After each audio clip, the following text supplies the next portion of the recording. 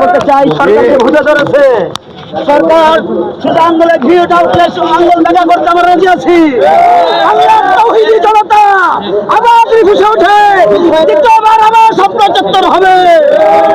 জাতীয়তাবাদী হিন্দকে টানছে ডক্টর ইউনূস সবকে বলতে চাই, আপনার ভদ্র মানুষ, আপনার শিক্ষিত সারা পৃথিবীতে আছে, আপনি শুধু আন্দোলন বুদ্ধি ওঠার উঠেন, তাহলে আন্দোলন দেখা করতে আমরা রাজি আছি। তাওহীদি জনতা এই ডাক্তার জাফরুল্লাহ উনার স্ত্রী যেভাবে কুসংস্কার বাস্তবতার দাবি করছে তাকে আমরা নিন্দা জানাই।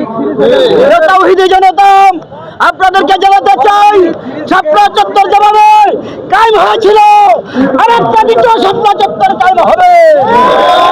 জাতীয়তাবাদী হিন্দ অতি সত্তর প্রস্তুত জন্য প্রস্তুত আছি আমরা। জাতীয়তাবাদী হিন্দ যেভাবে বাংলার জমিনে হিন্দুস্তান যেভাবে আমাদেরকে উৎপাদন ভাবে জড়িত ভাবে মসজিদ দখল করেন, মাদ্রাসা ভেঙে দেয়, আমরা তাদের প্রতিনিধিত্ব জানাই।